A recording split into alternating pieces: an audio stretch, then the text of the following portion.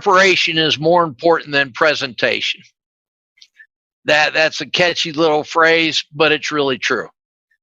I see younger, less experienced lawyers relying on they're really good verbally, or they're good looking, or they move right, and they think that's the cat's meow.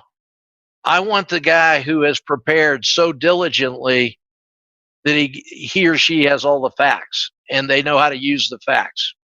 That's the one I want. And that's what the clients deserve. In that same regard, can I go to number 2? You can go to number 2. Okay. In that same regard, have a purpose for every factual chapter that you do on cross. I see lawyers thinking that they have a concept like, I am going to affect the credibility of the witness.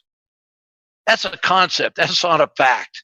That's not prepared. That's not a real purpose.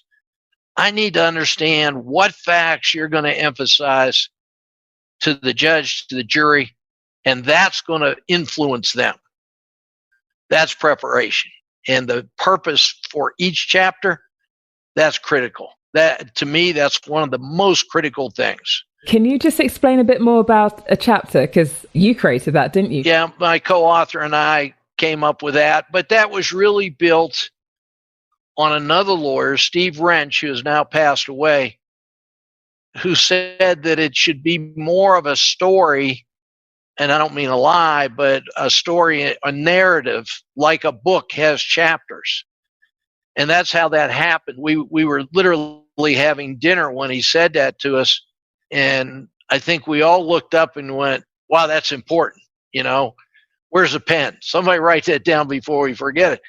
So a chapter is a group of questions designed to make visual for the judge and jury one fact, just one fact. You may ask 8 questions, 12 questions. I've seen them go as long as in the high teens. Never just one, because one would be a conclusion, and we don't ask conclusions. We don't ask conclusions for 2 reasons. One, they're always denied. You know, you're a jerk, denied, right? But show all the reasons the witness is a jerk, and the judge and jury privately in their minds say, he's a jerk.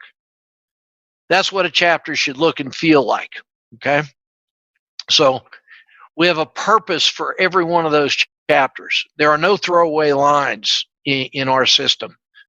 I hear lawyers, particularly older lawyers, used to say, well, I didn't really care what the answer was to that question. Well, then that was a bad question.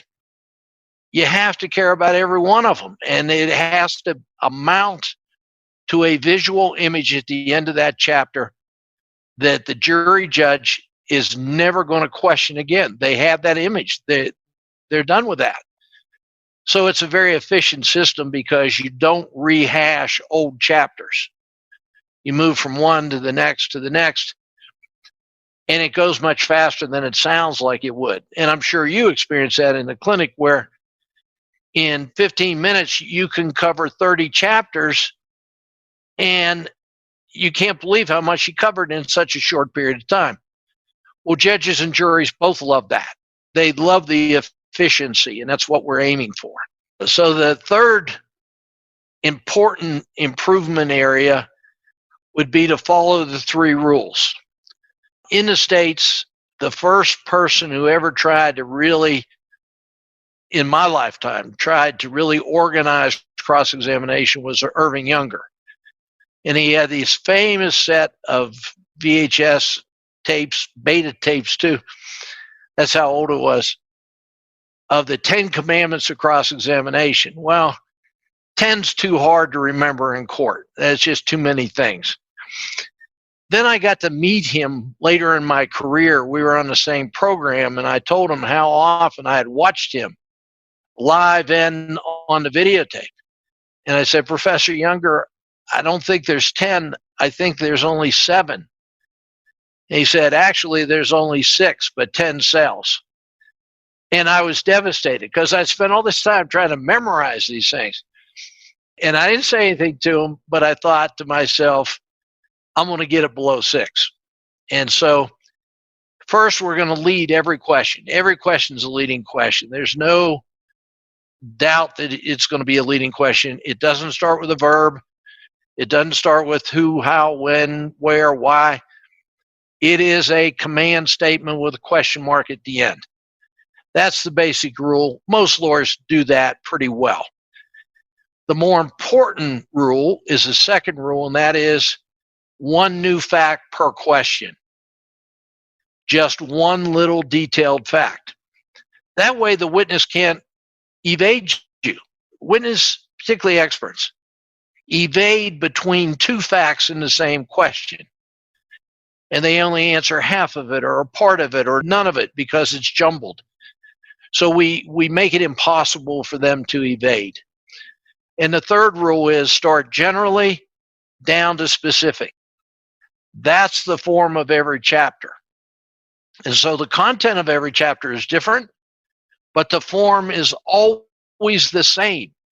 So if you're thrown into a hearing, into a trial, into a cross-examination, and didn't have any notes, mentally, you'd still be thinking general to the specific. And it truly becomes brainstem. I don't even think in terms of anything other than that now. I even do it socially. If I go to the grocery store and I start to question somebody about where the fruitcake is or whatever, I say, you have fruitcake? Yeah, all right. And you're going to direct me to the aisle? Yeah. And where in the aisle? That's general to specific. Thank you for listening to the Advocacy Podcast, Journeys to Excellence. If you enjoyed the episode, please subscribe and visit us at theadvocacypodcast.com for reading lists and other resources. Until next time.